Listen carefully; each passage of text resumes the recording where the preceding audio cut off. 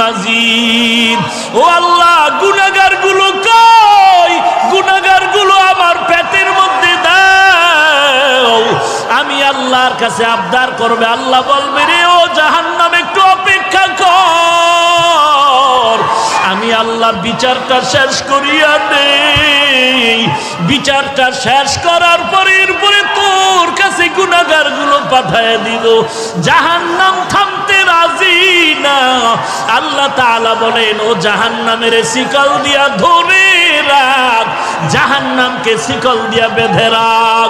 ৭০,০০০ রহমতের ফেরেশতারা জাহান্নামটাকে বেঁধে ধরে রাখতে পারে না। আমার নবী সিজদায় পড়ে কাঁদেন, ও আল্লাহ, জাহান্নামের ভিড়াও ভিড়াও, আমার একটা উম্মত যেন জাহান্নামে না যায়।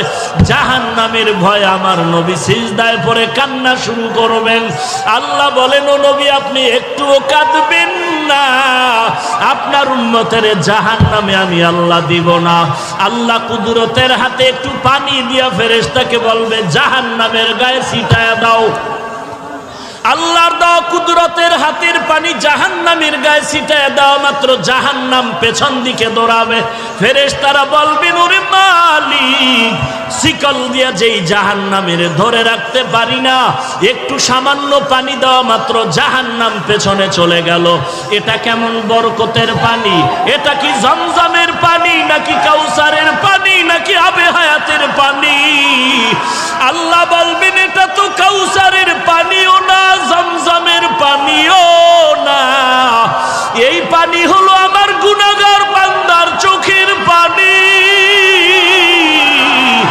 আমার গুনাহগার বান্দা নবীর উম্মতেরা ঘুমায় নাই, গুনার ভয়ে, জাহান্নামের ভয়ে চোখের পানি ছেড়ে কান্না করে। এরে